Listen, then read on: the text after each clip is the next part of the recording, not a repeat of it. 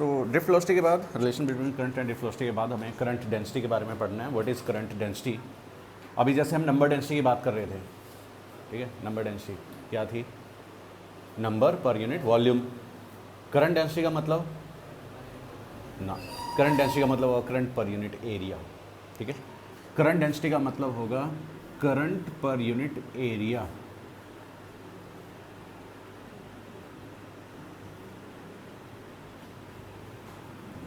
So but area is a vector quantity and आपको current के बारे में पता है कि करंट की हमेशा डायरेक्शन होती है. तो करंट वेक्टर है या स्केलर है. करंट की डायरेक्शन होती है, करंट सीधा चलता है वायर में, तो वेक्टर है या स्केलर है. Scalar, it's a scalar. क्यों स्केलर है, डायरेक्शन होने के बावजूद भी इसके ऊपर जो वेक्टर्स के लॉ हैं वो अप्लाई नहीं होते. ठीक है, मतलब एक तरफ से इधर से 2 एम्पियर करंट आ रहा है, इधर से 3 एम्पियर करंट आ रहा है. अब ये वेक्टर है लेकिन फिर भी ये करंट 5 एम्पियर ही बनेगा, वरना अगर वेक्टर होता तो ये डायरेक्शंस का हम रिजल्टेंट निकालते तो बनता. ठीक है, तो ये वेक्टर्स का रूल फॉलो नहीं करता, इसलिए ये स्केलर माना जाता है. डायरेक्शन होने के बावजूद भी ये स्केलर है. यही एक ऐसी क्वांटिटी है फिजिक्स में, डायरेक्शन होने के बावजूद भी ये स्केलर है. So current per unit area is a current density. Current density को रिप्रेजेंट करते हैं हम जे से, रिप्रेजेंटेड बाय जे. ठीक है, कैपिटल जे से हम रिप्रेजेंट करेंगे इसको. सपोज मैं आपको यहाँ डायग्राम दिखाता हूँ एक. ये मेरा एरिया है इस तरह का, क्रॉस सेक्शन एरिया. ठीक है, इसका एरिया वेक्टर इस डायरेक्शन में होगा, एरिया वेक्टर इस डायरेक्शन में. करंट भी इसी डायरेक्शन में फ्लो कर रहा है, सपोज आई करंट. तो दोनों में एंगल कितना है, 0 डिग्री. अच्छा देखो, मैं कह रहा हूं कि current density is current per unit area. तो इसका मतलब करंट का फॉर्मूला क्या होगा, J इंटू ए. अब करंट डेंसिटी भी वेक्टर क्वांटिटी है और एरिया भी वेक्टर क्वांटिटी है, तो इन दोनों के बीच में क्या आना चाहिए, डॉट या क्रॉस. डॉट आना चाहिए या क्रॉस आना चाहिए. ये भी स्केलर वेक्टर है, ये भी वेक्टर है, तो इन दोनों के बीच में क्या आना चाहिए, ये तो स्केलर है ना.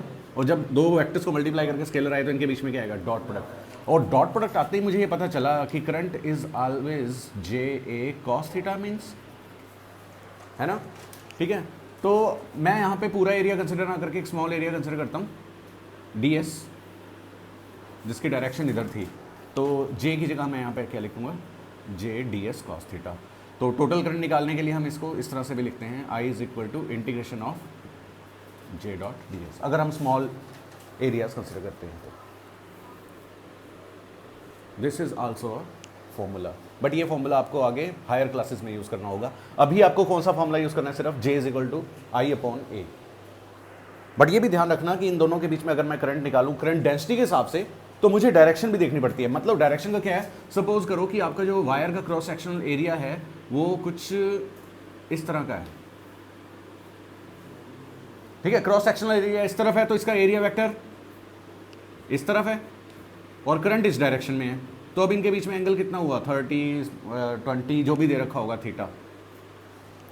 इन दैट केस आपके पास जो फॉर्मूला आने वाला है अब करंट डेंसिटी का, ठीक है, वो किस तरह से आने वाला है, वो एंगल में आने वाला है, इस फॉर्म में, वो इस फॉर्म में आने वाला है.